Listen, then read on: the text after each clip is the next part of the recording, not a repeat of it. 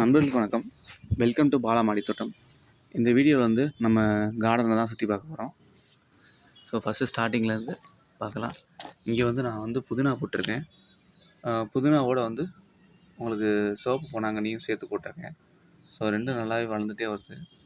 அடுத்து இதில் பார்த்தீங்கன்னா சிவப்பு தண்டுக்கீரை பார்த்திங்கன்னா தெரியும், நல்லா பயங்கர ரெட் கலருங்க. ரெட் கலரில் வந்து வந்திருக்கு. இந்த தண்டுக்கீரை பிரச்சனை அப்படின்னா ஒரே ஒரு தடவை தான் நீங்கள் ஈல்டு எடுக்க முடியும். வெட்டினதுக்கப்புறம் நீங்கள் திருப்பி வரும், பட் அந்தளவுக்கு உங்களுக்கு டேஸ்ட் இருக்காது. ஆனால் அந்த சிவப்பு பொன்னாங்கண்ணிலாம் பார்த்தீங்கன்னா நீங்கள் வந்து அறுவடை பண்ண வந்துக்கிட்டே இருக்கும். புதினா அப்படி தான். ஸோ நீங்கள் பிகினராக இருந்தீங்கன்னா ஃபஸ்ட்டு இந்த மாதிரி கீரையில் ஸ்டார்ட் பண்ணுங்கள். கீரை தான் இருக்கிறதுலையே ரொம்ப ஈஸியாக வளர்க்கறதுக்குரிய ஒரு செடி. அதுவும் வந்து நீங்கள் கீரை வளர்க்கணுன்னா கொத்தமல்லி இந்த மாதிரி போயிடாதீங்க.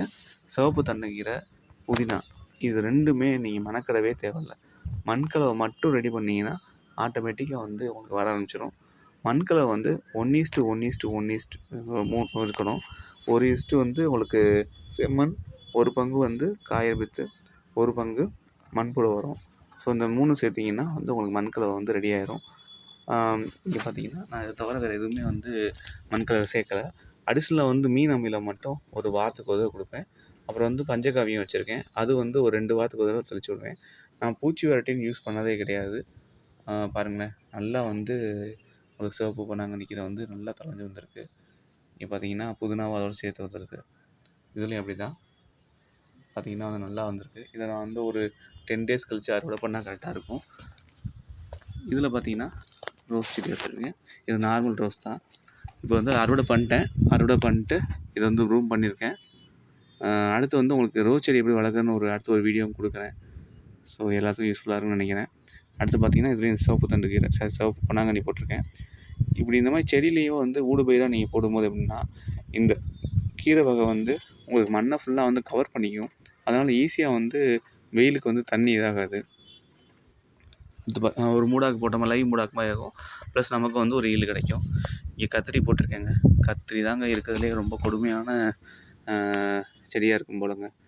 எல்லா எறும்பு, பூச்சி தாக்குதல், நோய் தாக்குதல் எல்லாம் வந்துருந்து ஒரே ஒரு பார்த்திங்கன்னா ஒரு கத்திரிக்காய் அவ்வளோதான். இது வந்து எப்படி வருதுன்னு தெரில. இதுலேயும் அடுத்து பூச்சி வருதான்னு தெரில, பார்க்கணும். ஸோ இதில் ஃபுல்லாக கத்திரிக்காய் தான் போட்டிருக்கேன். அடுத்து பார்த்திங்கன்னா இதில் வந்து இந்த ஓமவல்லி இலை அது வந்து போட்டிருக்கேன். அது சூப்பராக வந்திருக்கு. அதுலேயே வந்து முருங்கைக்கீரை வச்சுருக்கேன்.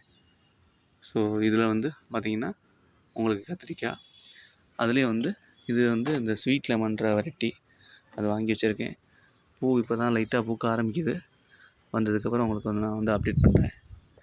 இதுலேயும் பார்த்தீங்கன்னா ஒரு முருங்கைக்கீரை, ஸோ அதோட வந்து அந்த சிவப்பு பொன்னாங்கண்ணி கீரை. அதான் பார்த்தீங்கன்னா இப்போ உங்களுக்கு இந்த டிஃப்ரெண்ட்டாக தெரியும் பாருங்களேன். இந்த கத்திரி செடிக்கெலாம் நிறையா மெனக்கடணும். பட் இந்த மாதிரி கீரைக்கெலாம் வந்து மெனக்கடவே தேவையில்ல. ஈல்டும் பார்க்கலாம். ஸோ நமக்கு அடுத்த கட்டத்துக்கு நம்ம வந்து மாடி தோட்டத்தை வந்து கொண்டு போக நமக்கு ஒரு முயற்சியாக இருக்கும்.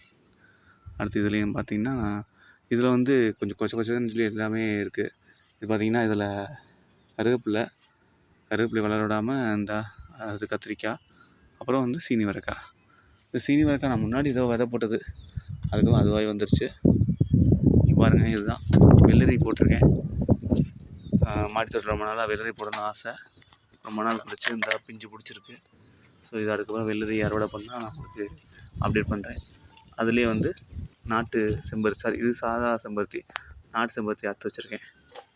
இது பார்த்திங்கன்னா நம்ம வீட்டுக்கு தேவையான முருங்கை இலை.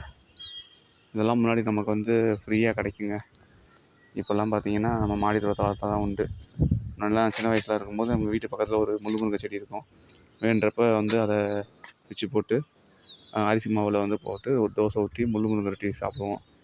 இப்போல்லாம் அப்படி யாரும் சாப்பிட்ற அளவுக்கு இல்லை போல். ஏன்னா பிஸியான லைஃப் ஸ்டைலில் மாட்டிக்கிட்டோம். அடுத்து இங்கே பாருங்கள், இதுதான் வந்து முள் சீத்தான்னாங்க. இது வந்து ஒட்டு தான் வச்சுருக்கேன். ஸோ இந்த ஒட்டு செடி இதை வந்து இது வந்து வரவிடாமல் பண்ணணும்னாங்க. ஒட்டுனால கீழே உள்ளதை மேலே பார்த்திங்கன்னா பூ வச்சுருக்கு. ஸோ இதை முள் சீத்தா வந்துச்சுன்னா நான் உங்களுக்கு அப்டேட் பண்ணுறேன். அடுத்து இது பக்கத்தில் பார்த்திங்கன்னா நம்ம வந்து நாட்டு செம்பருத்தி வச்சுருக்கோம். ஸோ இப்போ வந்து கொஞ்சம் கொஞ்சம் வர ஆரம்பிச்சிருக்கு. இப்போ தான் குரூம் பண்ணியிருக்கேன். ஸோ மொட்டு வந்துச்சு. அடுத்து நான் உங்களுக்கு அப்டேட் பண்ணுறேன். இதில் பார்த்தீங்கன்னா அப்படியே வந்து முருங்கை வச்சுருக்கேன். இது வந்து நான் கீரைக்காக வாங்கின பேக்கு. அந்த டயத்தில் கீரை போடாமல் அப்படியே விட்டுட்டு இருந்தேன். ஸோ சும்மா இருக்குன்னு சொல்லி இந்த செடியை அதில் வச்சுட்டேன். ஸோ வச்சுட்டு நல்ல பார்த்தீங்கன்னா உங்களுக்கு மற்றதை கம்பேர் பண்ணும்போது நல்ல அகலமாகவும் உயரமாகவும் இருக்கும். இது உங்களுக்கு வந்து இந்த நல்ல முள்ளங்கி கேரட்டு போட்டுக்கலாம். ஸோ கீரை நல்லா விளைய வைக்கிறதுக்கு நல்ல பேக்கு. ஸோ அடுத்து நான் வந்து இதில் உங்களுக்கு கீரை வச்சுட்டு நான் அப்டேட் பண்ணுறேன். அடுத்து இங்கேயும் வந்து கத்திரிக்காய் தாங்க. ஸோ இது இந்த பார்த்தீங்கன்னா ரொம்ப ஒரு மாதிரி பூச்சி தாக்குதல் இருக்குது. இதை மீறி தப்பிச்சு வருமானு தெரில. நானும் இந்த பூச்சி விரட்டியும் தெளிக்கிற மாதிரி இல்லை. போராடி வரட்டும். முடிஞ்சளவு வந்து உரம் இது பண்ணுவோம். இங்கே பாருங்க, இந்த புதுசாக ஏதோ பூச்சி இருக்குது இதில். அடுத்து பார்த்தீங்கன்னா இது வந்து ஒரு ஹைபிரிட் செம்பருத்தி. ஸோ இது மட்டும் இல்லாமல் மாடியில் கொஞ்சம் ஒரு ஃப்ரீசர் பாக்ஸில் வந்து கொஞ்சம் கத்திரிக்காய் தான் போட்டிருக்கேன்.